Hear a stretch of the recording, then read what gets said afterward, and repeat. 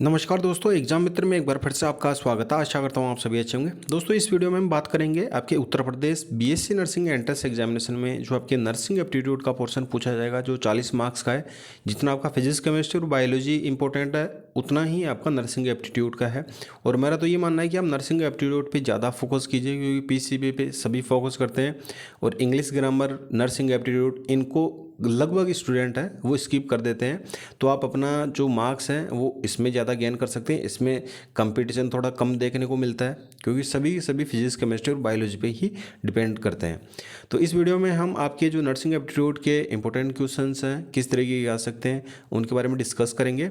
साथ ही आप अपनी प्रिपरेशन किस तरीके से कर सकते हैं, तो डिस्क्रिप्शन बॉक्स में मैंने ई बुक आपको प्रोवाइड करवा रही है, जिसमें आपके नर्सिंग एप्टीट्यूड का कंप्लीट सिलेबस उसमें कवर किया गया है। क्योंकि लगभग स्टूडेंट्स को इसका सिलेबस ही नहीं पता, तो वो जैसा जो भी हो मन में आए वो रीड कर लेते हैं और कुछ एडवांस लेवल की चीज़ें पढ़ लेते हैं। जो नर्सिंग एप्टीट्यूड का पोर्शन है, जब आप बीएससी नर्सिंग कंप्लीट करते हो तो उसके बाद में आपका कंपटीशन का एग्जाम लगता है, तो उसमें भी आपका पूछा जाता है। तो उस लेवल के आप क्वेश्चन रीड कर लेते हो, जो आपके बीएससी नर्सिंग एंट्रेंस एग्जाम से रिलेटेड बिल्कुल भी नहीं है। तो आपका जो पर्टिकुलर सिलेबस है केवल उसी पे ही फोकस करें, जिससे कि आप जो 40 मार्क्स हैं वो इजीली गेन कर पाएँ। और इतना टफ नहीं है, डिफिकल्ट नहीं है नर्सिंग एप्टीट्यूड का पोर्शन। केवल आपको एक बार रीड करना है और आपका जो सिलेबस दिया गया है उस पर केवल आपको कम ही समय देना है। आप इजीली अपना 40 मार्क्स हैं वो आप कवर कर पाएंगे। तो आइए दोस्तों, स्टार्ट करते हैं। फर्स्ट क्वेश्चन है, what is the full form of ANM. तो एएनएम की फुल फॉर्म क्या है। इसी तरीके के क्वेश्चन आपके पूछे जाएंगे आपके नर्सिंग एप्टीट्यूड में।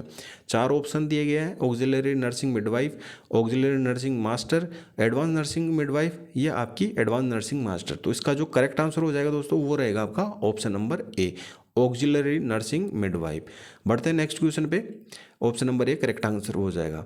What is the full form of GNM. तो आपको इनकी फुल फॉर्म है, जैसे एएनएम हुआ, जीएनएम हुआ, ये आपको ध्यान में रखनी है। फर्स्ट ऑप्शन है general nursing and midwifery, graduate nursing and midwifery, group nursing and midwifery, gateway nursing and midwifery. तो इसका option number A correct answer हो जाएगा, जनरल नर्सिंग एंड मिडवाइफरी। बढ़ते हैं नेक्स्ट क्वेश्चन पे। Which of the following is not a job role of a nursing in India. तो nursing में कौन सा जॉब रोल नहीं है।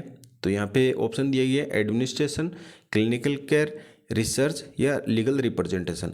तो एडमिनिस्ट्रेशन आपका नर्सिंग केयर में काउंट किया जाता है, क्लिनिकल केयर भी है, रिसर्च भी है, और जो नेक्स्ट आपका लीगल प्रेजेंटेशन, ये रिप्रेजेंटेशन ये नहीं दिया जाता। ये जो लॉ फर्म होती है उनके द्वारा दिया जाता है। तो ऑप्शन नंबर डी इसका करेक्ट आंसर हो जाएगा। बढ़ते हैं नेक्स्ट क्वेश्चन पे। What is the minimum percentage required in the 12th standard to apply for a nursing programme in India. तो नर्सिंग प्रोग्राम में अगर आपको अप्लाई करना तो मिनिमम कितनी परसेंटेज होनी चाहिए आपकी 10+2 में। तो जैसे ही कोई नोटिफिकेशन जारी किया जाता है तो उसमें भी आपका मेंशन रहता है, मैं वीडियोज़ में आपको बता भी देता हूँ। तो मिनिमम आपका 50% रहता है। अब काफ़ी सारे कैंडिडेट पूछेंगे सर 50% नहीं 45% रहता है। तो ये मिनिमम आपका रिक्वायर्ड किया गया, जो आपका 40% या 45% है वो रिजर्वेशन के बाद में रखा जाता है, तो उसे काउंट नहीं किया जाता। आपका मिनिमम है वो 50% होता है। तो आप इसमें कन्फ्यूजन, इसी तरीके का क्वेश्चन आ गया और आपने 45 कर दिया या आपने 40 कर दिया, क्योंकि आप रिजर्व कैटेगरी से बिलोंग करते हैं, तो आपको ये लगेगा कि 45% ही रिक्वायर्ड किया गया है, जबकि मिनिमम आपका 50% होता है। तो बिल्कुल इसी तरह क्वेश्चन आपके आते हैं, जिससे कि आपकी एक साइकोलॉजी, माइंडसेट कैसा है, तो वो आपका चेक किया जाता है क्वेश्चन के माध्यम से। नेक्स्ट क्वेश्चन है, which of the following is not a job opportunity for nurses in India. तो नर्सेज के लिए जॉब अपॉर्चुनिटी जो दिए गए ऑप्शन है उनमें से कौन सा नहीं है। हॉस्पिटल्स में जॉब मिलती है, क्लिनिकल्स में मिलती है, स्कूल्स में आपको जॉब मिलती है। स्कूल्स में अब आप पूछेंगे किस तरीके से, जैसे जीएनएम की, एएनएम की स्कूल्स होती है या बीएससी नर्सिंग के लिए, तो उनमें जो टीचिंग के लिए है वो आप जा सकते हो। तो लॉ फर्म्स होती है उनमें नर्सेज के लिए अपॉर्चुनिटी नहीं होती है। नेक्स्ट क्वेश्चन आपका, what is the maximum age limit to become a registered nurse in India. तो यहाँ पे दिया गया 35 years, 40 years, 45 years, there is no maximum age limit. तो इसका करेक्ट आंसर हो जाएगा there is no maximum age limit. तो रजिस्टर्ड नर्स बनने के लिए कोई भी एज क्राइटेरिया नहीं रखा गया आईएनसी के द्वारा। नेक्स्ट क्वेश्चन है, what is the role of Indian nursing council. तो इंडियन नर्सिंग काउंसिल का रोल क्या होता है। ऑप्शन ए है to regulate nursing education in India, to regulate nursing practice in India, regulate the nursing profession in India, all of the above. तो इसका correct answer हो जाएगा ये सभी कार्य हैं वो आईएनसी के द्वारा करवाया जाता है, आईएनसी के द्वारा, इंडियन नर्सिंग काउंसिल, इसकी फुल फॉर्म भी आप याद कर लीजिए, आईएनसी के द्वारा करवाया जाता है ये सारे के सारे काम। बढ़ते हैं नेक्स्ट क्वेश्चन पे, which of the following is not a skill required for a nurse in India. तो दिए गए ऑप्शन में से कौन सी स्किल्स रिक्वायर्ड नहीं है नर्स बनने के लिए इंडिया में। कम्युनिकेशन जरूरी होता है क्योंकि पेशेंट को दिलासा देना या उनसे बातचीत करना तो ये ज़रूरी है। एडमिनिस्ट्रेशन भी ज़रूरी है, उनकी डॉक्यूमेंटेशन करना, डिजीज़ को डायग्नोस वगैरह करना। टेक्निकल एक्सपर्टीज़ भी ये भी ज़रूरी होता है, आपका जैसे लैब वगैरह हुआ तो उनमें टेक्निकल एक्सपर्टीज़ की भी ज़रूरत होती है। नेक्स्ट है कुकिंग, तो ये कुकिंग की आवश्यकता नहीं होती नर्सिंग स्किल्स में। ऑप्शन नंबर डी इसका करेक्ट आंसर हो जाएगा। बढ़ते हैं नेक्स्ट क्वेश्चन पे, what is the minimum duration of a nursing internship in India. तो नर्सिंग की इंटर्नशिप होती है, कुछ इंस्टीट्यूट ज़्यादा समय करवाते हैं, कुछ कम की करवाते हैं, तो मिनिमम पूछा है इसमें, आपको मैक्सिमम नहीं है। तो 3 मंथ्स, 6 मंथ्स, 9 मंथ्स या 12 मंथ्स, तो मिनिमम जो नर्सिंग की होती है वो 6 मंथ्स की रहती है आपकी इंटर्नशिप। मैं पूरे प्रोग्राम की बात नहीं करना, केवल इंटर्नशिप की ही बात कर रहा हूँ। तो इसका करेक्ट आंसर हो जाएगा ऑप्शन नंबर बी। बढ़ते हैं नेक्स्ट क्वेश्चन पे, which of the following is not a nursing entrance exam in India. तो दिए गए ऑप्शन में से कौन सा एक नर्सिंग का एंट्रेंस एग्जाम नहीं है जिसमें नीट के द्वारा आपका नर्सिंग में एडमिशन होता है। बीएससी नर्सिंग में जैसे भी मैंने आपको पहले भी वीडियोज़ में बता रखा, आपके जिपमर हुआ या बीएचयू हुआ या आपके आईपीयू के इंस्टीट्यूट हुए, तो सभी में आपके नीट के थ्रू होंगे। एम्स नर्सिंग एंट्रेंस एग्जामिनेशन ये सभी को आपको पता है। जिपमर का मैंने आपको पहले ही बताया नीट के थ्रू होगा। तो इसमें आपका केट नर्सिंग एंट्रेंस एग्जामिनेशन ये नहीं होता है, ये नर्सिंग के लिए एंट्रेंस एग्जामिनेशन नहीं है, बाकी ऊपर के जो 3 है वो है। तो इसका करेक्ट आंसर हो जाएगा option number D. Next question है, which of the following is not a type of nursing degree in India. तो दिए गए ऑप्शन है इनमें से कौन सी एक नर्सिंग डिग्री नहीं है।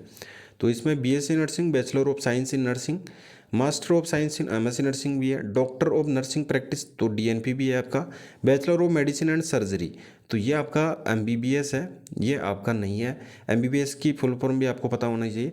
तो एमबीबीएस आपकी नर्सिंग में काउंट नहीं की जाती है, ये डॉक्टरेट डिग्री है। तो ये एमबीबीएस है, ये नर्सिंग में काउंट नहीं होता। तो इसका करेक्ट आंसर हो जाएगा आपका ऑप्शन नंबर डी। बढ़ते हैं नेक्स्ट क्वेश्चन पे, what is the role of state nursing council in India. तो ये पहले मैंने आपको बता दिया है इसका। नेक्स्ट क्वेश्चन है, which of the following nursing and BSc nursing course in India. तो ये भी आपका क्वेश्चन आ चुका है। यहाँ पे नेक्स्ट क्वेश्चन आपका, what is the duration of A master of science in nursing. MSc nursing course की जो ड्यूरेशन है वो कितनी है, 1 साल की है, 2 साल की है, 3 साल की है, 4 साल की। तो ये सभी को आपको पता हुआ 2 साल की आप बीएससी नर्सिंग करने के बाद में आप एमएससी नर्सिंग कर सकते हैं। पोस्ट ग्रेजुएट आपका ये कोर्स होता है, तो 2 साल की आपकी एमएससी नर्सिंग होती है। नेक्स्ट क्वेश्चन है, which of the following is not a nursing specialization offered in India. तो यहाँ पे कौन सा स्पेशलाइजेशन इंडिया में ऑफर नहीं किया जाता। तो critical care nursing, community health nursing, veterinary nursing या साइकेट्रिक नर्सिंग। तो यहाँ पे 4 ऑप्शन दिए गए। तो इसमें आपका वेटनरी नर्सिंग है, ये इंडिया में नहीं करवाया जाता। बाकी critical care nursing, community health या साइकेट्रिक, ये सारे जब आप बीएससी नर्सिंग में आप एडमिशन लेंगे तो आपको ये पढ़ने को मिलेंगे। तो वेटनरी नर्सिंग है, ये नहीं करवाया जाता, ये स्पेशलाइज कोर्स नहीं है। ऑप्शन नंबर आपका सी इसका करेक्ट आंसर हो जाएगा। बढ़ते हैं नेक्स्ट क्वेश्चन पे, what is the role of the nursing supervisor in India. Nursing supervisor होता है, उसका रोल क्या होता है। ऑप्शन ए है to provide patient care, B option है to manage the nursing staff, C option है टू डेवलप नर्सिंग पॉलिसीज और डी ऑप्शन है आपका टू कंडक्ट नर्सिंग रिसर्च। तो इसका करेक्ट आंसर हो जाएगा to manage the nursing staff. तो जो सुपरवाइजर होगा उसका तो यही काम होगा कि वो नर्सिंग स्टाफ को मैनेज करे, उनसे काम करवाए। तो नर्सिंग सुपरवाइजर का ये काम होता है। ऑप्शन नंबर बी इसका करेक्ट आंसर हो जाएगा। बढ़ते हैं नेक्स्ट क्वेश्चन पे, which of the following is not A government run nursing institute in India. यहाँ पे 4 ऑप्शन दिए गए, तो इनमें कौन सा एक गवर्नमेंट इंस्टीट्यूट नहीं है, ये आपको पहचानना है। एम्स दिया गया, ये गवर्नमेंट है। पीजीआईएमईआर ये भी आपका चंडीगढ़ का, ये भी गवर्नमेंट है। एएफएमसी ये भी आपका गवर्नमेंट है। एएफएमसी जो आपका मिलिट्री नर्सिंग सर्विस है, एमएनएस है, तो एएफएमसी उसमें आता है। अपोलो कॉलेज ऑफ नर्सिंग तो ये आपका प्राइवेट है। तो not a government run nursing है, ये आपका अपोलो आएगा, बाकी के आपके गवर्नमेंट कॉलेज हैं। करेक्ट आंसर हो जाएगा इसका सी। तो इसी तरीके के क्वेश्चन आपको आपके नर्सिंग एप्टीट्यूड में देखने को मिलेंगे। अब ये क्वेश्चन आप किस तरीके से कवर कर पाएंगे, अगर आपने एक बार अच्छे से रीड कर रखा होगा सिलेबस, तो आप इजीली जो 40 मार्क्स हैं वो आप कवर कर पाएंगे। और आप ऐसे ही मन में आए वैसे आप ना पढ़े, मेरा तो यही करना, बाकी आप पे डिपेंड करता है। मैंने डिस्क्रिप्शन बॉक्स में ई बुक आपको प्रोवाइड करवा रखी है जिसमें आपके सारे सिलेबस कवर किया गया है।